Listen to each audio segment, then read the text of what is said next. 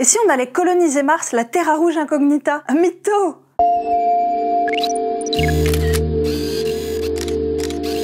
Est-ce qu'on pourrait déménager sur Mars? Ce serait quand même pratique quand la Terre deviendra invivable à cause du changement climatique, non? Il nous suffirait de prendre la première navette vers notre voisine la plus proche. Bon, proche, mais à 150 millions de kilomètres de nous, hein, quand même. Ça veut dire 6 mois de voyage minimum. Imaginez 6 mois de confinement dans une boîte de conserve qui lévite dans le vide spatial. D'ailleurs, je suis pas la seule à avoir eu cette idée de coloniser Mars. Parmi d'autres, Elon Musk, l'entrepreneur américain un peu fantasque qui a notamment fondé Tesla et SpaceX et racheté Twitter, lui, il veut carrément envoyer 1 million d'humains sur Mars d'ici 2050. On sait pas ce qu'ils lui ont fait ces gens-là, mais ça m'a l'air un peu extrême comme réaction. Moralité, finissez votre assiette pour pas finir sur la liste d'Elon. Oui, parce que ça fait rêver comme ça d'être les premiers martiens, d'explorer une autre planète, mais en vrai ça a pas l'air fun du tout de vivre sur cette planète. Et pourtant c'est le candidat le mieux placé dans tout le système solaire. Imaginez, après ce long voyage d'1 demi-an, on vous lâche sur un astre plein de poussière où il fait 0 degré le jour et moins 130 la nuit. Scaphandre obligatoire, hein, d'autant plus que l'atmosphère est irrespirable, il n'y a pas d'oxygène dedans. Et contrairement à la Terre, Mars a un gros problème, elle n'a pas de champ magnétique. Pendant qu'on discute, vous et moi, ce bouclier naturel nous protège des mauvais rayons que nous envoie le soleil et qui pourraient nous tuer sinon. Donc merci la Terre. Mars, quant à elle, a perdu son champ magnétique il y a très longtemps, on sait pas exactement pourquoi, hein, mais dans tous les cas, pas question de sortir promener son chien en jogging et claquettes chaussettes. Quelle idée d'habiller son toutou. Ni même de se construire un bungalow à la surface de Mars, hein. Non, il faudrait soit un genre de gros dôme, soit peut-être habiter en sous-sol comme des fourmis. Bref, pas simple. Après, certains chercheurs et auteurs de science-fiction envisagent carrément de transformer notre voisine rouge pour qu'elle ressemble à la planète bleue. On appelle ça la terraformation. Ça consiste à modifier volontairement le climat pour le rendre plus chaud et humide. Ça vous rappelle un truc? Eh ouais,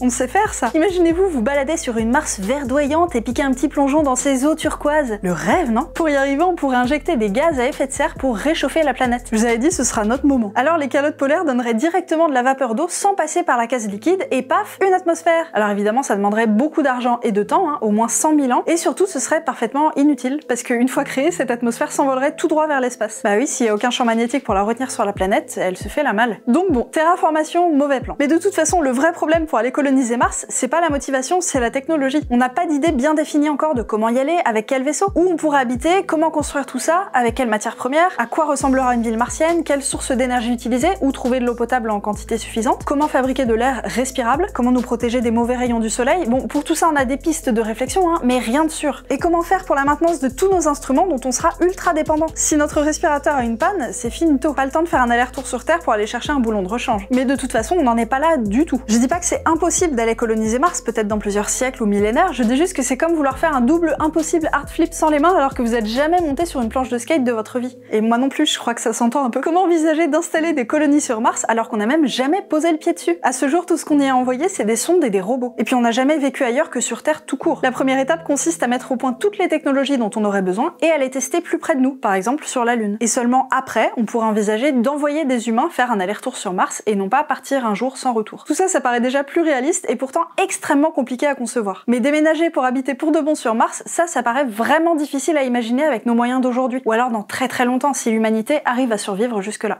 Pour résumer, terraformer Mars pour rendre son climat plus clément, c'est de la science-fiction. Envoyer des engins sur Mars, c'est le cas depuis les années 70. Envoyer des humains sur Mars pour un aller-retour, c'est pas la prochaine étape, mais les agences spatiales travaillent dessus. Coloniser Mars, c'est pas pour tout de suite du tout, et on sait même pas si ce sera possible un jour. Donc, chaque chose en son temps, et pour commencer, on pourrait essayer de préserver la seule planète qui nous convienne vraiment. Qu'est-ce que vous en dites? Le précieux... Ah non, c'est pas ça. Ne me mangez pas, ne me mangez pas. Ah non plus. Qu'est-ce qu'ils disent les aliens de Toy Story?